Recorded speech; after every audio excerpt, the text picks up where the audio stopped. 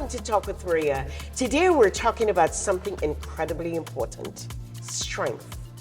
Not just physical strength, but the kind that gets you through life's challenges, fuels your dreams, and inspires others. Our guest today is a powerhouse of transformation. She's a successful entrepreneur, gym owner, and mentor who helps women and men build their healthy habits, discipline, and confidence through fitness and mindset coaching. But beyond her success, she has a powerful story, one of resilience, overcoming childhood trauma, and turning pain into purpose. This is her using her own journey to empower women and create lasting change in their lives. Please welcome with me, Miss Karina Melo. Hi, Karina. How are you? I'm doing great. Thank you so much for the beautiful introduction. You're very welcome. What led you to wanting to become into the gym world, I would say? I never thought I was going to do this in my life. I had my mindset on veterinary medicine, believe it or not, something completely different. And my own struggles and my own healing is what led me to become the owner of a woman exclusive gym and also lead So when you say woman exclusive, no man? No man. Wow. No man. Ladies only. They must be peeping through the windows. It's a beautiful space, and it really takes away a lot of the intimidating factor that we feel when we go to a regular gym. So being in a woman-only environment, it's, the vibes are different. I did not step a foot into the gym until after I had my first son. So this is 27. I had never worked out. Never worked out. No. And you aspired after college to wanting to be a veterinarian. Correct. Yes. Okay. I actually went to college to be a veterinary nurse. I am a licensed veterinary technician here in the state of New York. Wow. And that's what I did since high school. I worked in the veterinary medicine world for over 9 years. Really? Absolutely loved it. However, now, just let me ask you this. What's the difference between a regular nurse and a veterinarian nurse?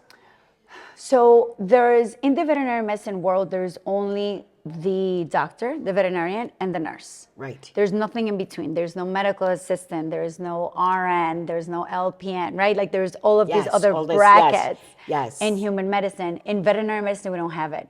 So we do it all. Literally, from the x-rays to assistant in surgery to, the day-to-day appointments, you name it, we do it. Yes. Nice. So you can work in a veterinarian session and a whole sector there. Absolutely. Good. So that was not what you were comfortable with at that point. Well, I loved it. I absolutely love what I did. However, my own personal journey led me to wanting to go to the gym.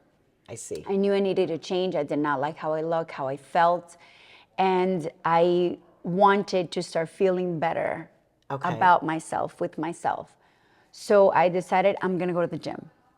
And this is not as easy as it sounds, right? A lot of us struggle when we go to a gym and we don't know what we're doing. Right. We feel very out of place. Correct. We do our best attempt, but we feel like everybody's looking at us. Yes. Then we end up just walking on the treadmill for 10 minutes and we run back home. Right. This is what happened to me for a long time. And I tried multiple gyms. And in that process, I realized the need that there was for female coaches, for a more approachable, less intimidating space, a more approachable, more empowering community. I mean, when I look at you, there's no reason for you to go to the gym. What was your real purpose of going to the gym? It was a combination of wanting to do something for myself. Okay. And wanting to start racking up points on feeling disciplined and loving myself, right? They say the gym is the doorway to personal development, and I was yearning that. Right. I needed it very much. So carving out this time for me daily is really what I needed. And I was able to achieve it by saying, I need to go to the gym. Which gym made that turning point to say, I want to open my own gym? It was actually the third gym that I went to where I started feeling more comfortable and continued to go in a routine basis that made me realize that even though that was this place where I had finally stayed and I stuck, the reason why I had stayed is because I had developed a group of girlfriends. And it was really the company that was making me come back. I see. And I learned the power of proximity, the power of having a tribe, right? The power of saying, I don't feel like going today. My friend is going to be there and we'll suffer together and we'll get through it and we'll celebrate. That is what caught my attention. Tell me about that pain that you were encountering. You had a child, but yet you didn't feel satisfied. There was something else in your life that lent to you not feeling as comfortable as you wanted. It was a lot of things, and this was essentially the starting point, right? What snowballed into many years of self-reflection and healing for myself. I had a very rough childhood. It's not something that I have yet opened up to talk about publicly. I am writing a book about it, but it's a childhood that I do not wish on any kid. And Where did you grow up? in Colombia. In Colombia, Bogota? I grew up in Colombia, in Bogota, Nice. yes, in the capital. Wow. So this was the first time that I had decided to turn in and start facing my own demons, essentially, right? The gym helped me a great deal. And ever since then, I've been on a journey of over a decade of self-healing and growth and turning my pain into purpose, turning my pain into power. I know that I needed this space when I decided to start going to the gym. And I wish I would have had a coach that does the things that I do for my clients now. After finding your purpose with the gym, did you feel like you buried the trauma? I don't think I buried it. I think I was able to break it apart and make peace with it. I see. I decided to not let it define me, but rather open myself up to help other women that have potentially gone through the same thing and that feel like they have to carry that burden on their own. Seems like it was a multiple amount of things that you didn't feel aligned then, but felt that as you shook it off, it would realign with what your real need were. It felt much easier because I was doing it not only for myself. I don't know if you've ever experienced moments in which you sacrifice and you go extra to do things for others. Absolutely. But when you have to do it for yourself, it's like, we tend to put ourselves in the back Yes. burner. We procrastinate for self, Correct. but we are able to have strength for others. And that's why this journey of healing felt so strong for me, because through healing others and through opening up this space and helping other women, I'm healing myself. And that's a wonderful way to feel. I could see the smile in your face. I could see the glitter in your eyes, that you have truly overcome and have taken that experience and braced yourself with it so that you can take others in a different space. We have to take a break. When we return, we'll continue our conversation with Miss Karina Melo, all about change and resilience. Thank you.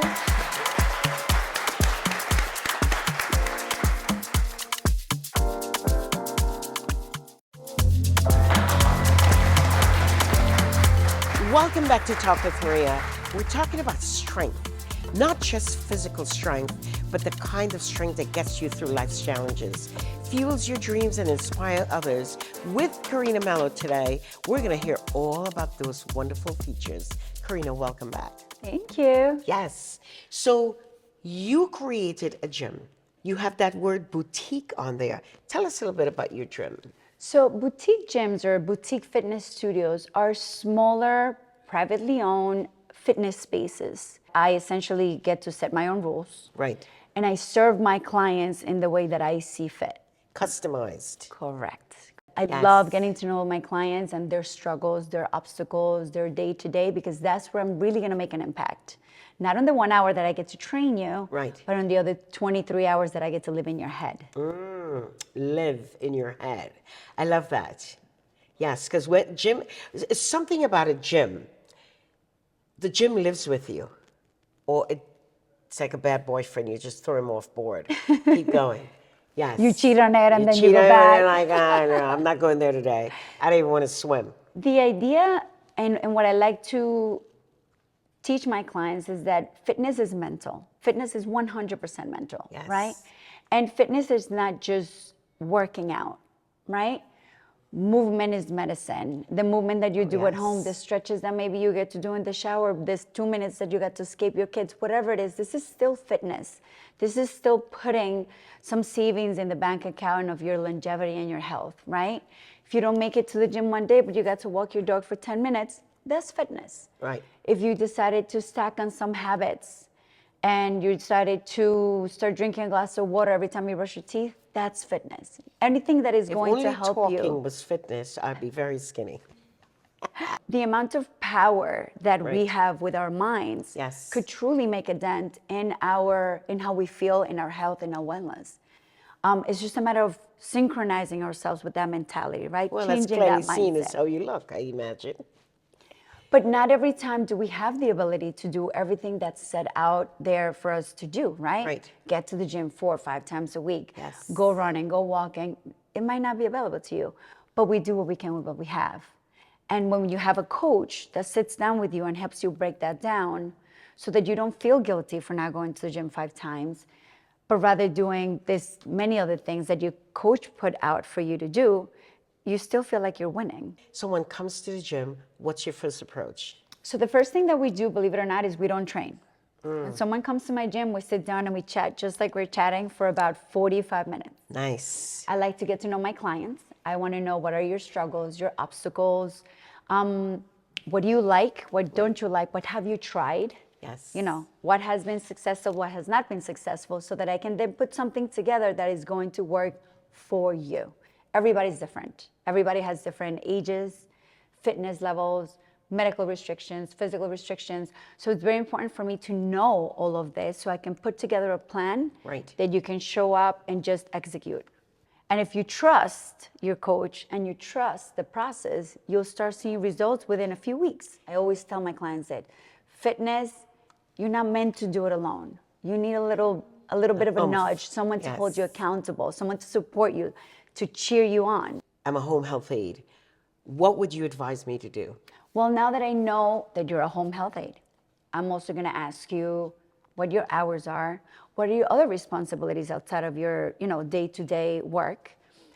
Do you have any medical or physical restrictions? How do you eat? Do you take any supplements? And I'm going to grab some of the low-hanging fruits and we're going to start creating some habits. We're going to start making some changes. Maybe for you this week is to stop drinking sodas and teas and start incorporating a little bit more water and going for a 15-minute walk after every single one of your shifts. So you can decompress, so you can connect with yourself, so you can move your body before you move on to your next shift, which is probably mommy shift or whatever. How does this whole thing swing into my mental ability? I'm meeting clients that are ill. I'm asking them to feel differently. I'm talking my way into allowing them to feel more confident mentally and physically. And I have myself that I have to think about as well. Well, here's the idea. The idea of you serving them first and serving yourself second is backwards. I see. We have to get into a habit of filling up our pitcher so we can then pour into everybody else's cups. So you have to dial yourself first so you can share that compassion and share that honor of caring for someone else with a full you. Absolutely. So is there a lot of foods that we need to carry with us if we're working 12-hour shifts? What do we need to do? When it comes to the basics, I always tell people you should try to fuel yourself every 3 to 4 hours. 3 to 4 hours. If your shift allows you, maybe it's going to be an actual meal that you can warm up, sit down and eat. If it doesn't, maybe it's going to be a pre-made shake or a bar or a fruit, something, right? So that you can keep your metabolism running and so that you can keep your energy up, right? Yes. Not just coffee all day. Right. Because coffee is going to give you a high and a low. Correct. Coffee and soda and all the high energy drinks. Of course, it's an easy fix. So we're going to be running along with you. We're going to be doing a little shake and bake. Let's do it. Yes, and we are going to take a break. When we return with Karina, demonstrating some of her strength building exercise that you can do at home.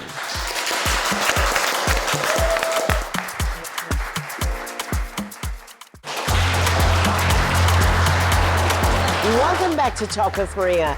We are with Miss Karina Melo, and she's going to talk all about how we can do something for ourselves. Exercising, And it's very simple and very easy. Karina, welcome back. Thank you so much, Maria. Yes. So one of the biggest struggles of women today is balancing family, work, life, yourself, self-care. What advice do you have for women who feel that they just don't have the time for themselves? Time is not just going to magically appear. You have to make it. And if you were told that you needed to make time for one of your kids, 15 minutes a day for X, Y, and Z, you would make that happen. If you were told that you need to make 15 minutes a day because your boss needs you to be there 15 minutes early every single time, you would make that happen. So if you take yourself and you plug yourself in with that same level of priority, you could make it happen for yourself too. And you're gonna treat those 15 minutes as if they were medically prescribed by your doctor. And that's going to set the tone for you to start packing on more habits and things that are gonna work for you and for all of the people that you serve. What are the 3 simple steps someone can take today to start creating a more balanced, fulfilling life? If you really want to make a drastic change, hire somebody. Hire somebody because when you try to do it alone, it's more challenging. Hire someone that's going to keep you accountable. Hire someone that's going to help you put something together that you can just Vision board. correct, follow, and get it done. We'll take a picture of you and we'll put it on the board, and then we'll start off. That's right. Not everybody's plan is going to be the same, right? Which is why that one-on-one, for me, it's magic. Now, let's say you're unable to hire somebody to help you, right? I want you to look at the things that you're already doing, and I want you to add more to them. So what is something, Maria, for example, that you do every single day when you wake up? For me, the first thing I do is I try to stretch. Okay, excellent. So now that you're already stretching, you're going to do your stretches, and as soon as you feel you stretch, you're gonna start your morning with a green juice. So now you're gonna do your stretches in the kitchen as you prep your green juice. You're gonna stack those 2 things together, right? Some people tell me the first thing I do is I pray. Great, now you're gonna pray and stretch together. What exercises do you think can lead us to small changes, but yet us being gratified at the end? Of course, there's a ton that we can do at home. Right. In fact, I do lots of my clients right at home. They train virtually, right? And you have a virtual training. I like that idea. Yes, we do, because not everybody's able to come to the gym. Right. Maybe they're not local or they're just unable to make it to the gym. Nice. But there's still a lot that we can do, right? And we do what we can with what we have. Right. You want to kind of like connect with your body and get in a better mood, because when we move, we release endorphins. Endorphins are our happy hormones. And you want to have that better move, right? So in the kitchen, in a small space, what I do is I reach down and I reach back up. That's all I'm doing. And I'm gonna do 10 by leg, right? We're gonna reach down, reach back up, open up. Think of what you're doing for your lungs, for your back, your arms. You're stretching the back of the leg every single time that you reach down. We're gonna do this 10 times, right? Whether you're gonna do it alone or with your patient, that's okay. Amazing, right? Love it already. Second movement is marches. And you're gonna be lifting your knee up. You're literally marching. Simple yet powerful. Simple yet powerful. And patients can do that. The ones that are mobile can do that. You can help your patient. Yes. Do it as well. You can Small do it and- standing yes. next to your patient right here. Nice. The third one is upper body, and we're gonna do arm circles. Very easy. You can do it standing or sitting. And you're gonna be here for about 10, and then you return and go forward for about 10. This can get challenging, so we can shorten the range of motion. We can do it down here, right? And if we need to help our patient do it, we grab their arm, we help them, right? This is going to help lubricate those shoulder joints and get them moving, get, that blood circulation going. And this is for every age. Every age, every age. The next one that I wanted to suggest would be some leg extensions, right? Bending the leg down, kicking it forward.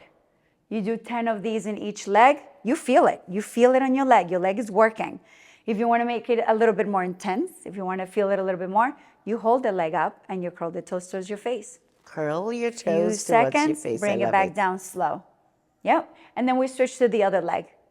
Okay? As a home health aide, let's say I'm helping my patient do this and he's getting really good, this is getting really easy for them, you're going to put a little bit of resistance. Hold the leg down and then have them bring it down, right? That's how we increase the resistance for their muscles to continue to grow.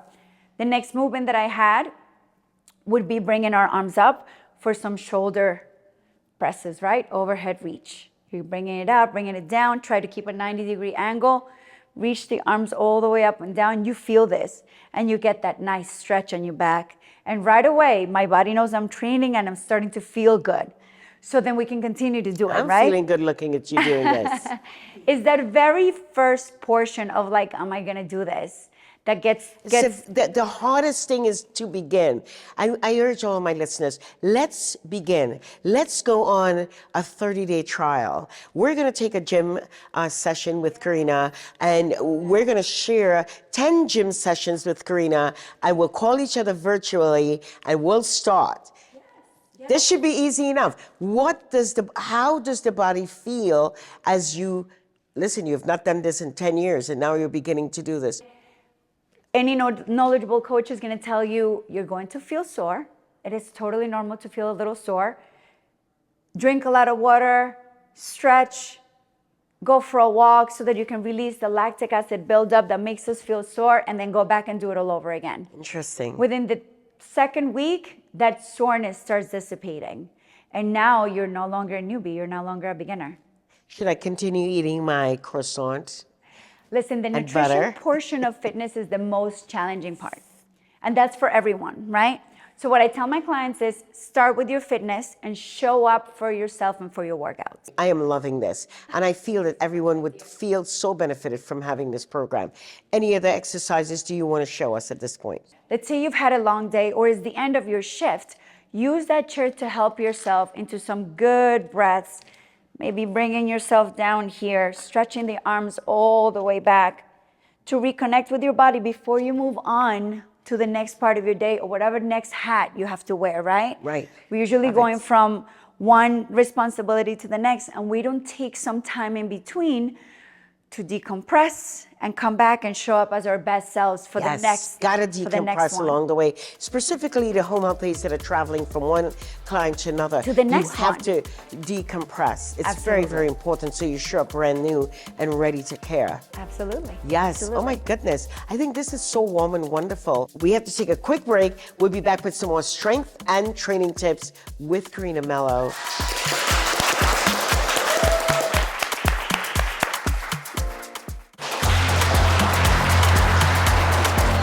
Welcome back to Talk with Maria. We're talking about strength that gets you through life's challenges, fuels your dreams, and inspires others.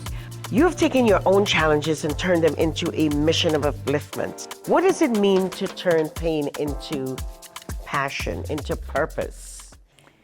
Turning pain into purpose for me is making the radical decision of not letting your past define you, but rather using it to fuel you, to give you more of a reason.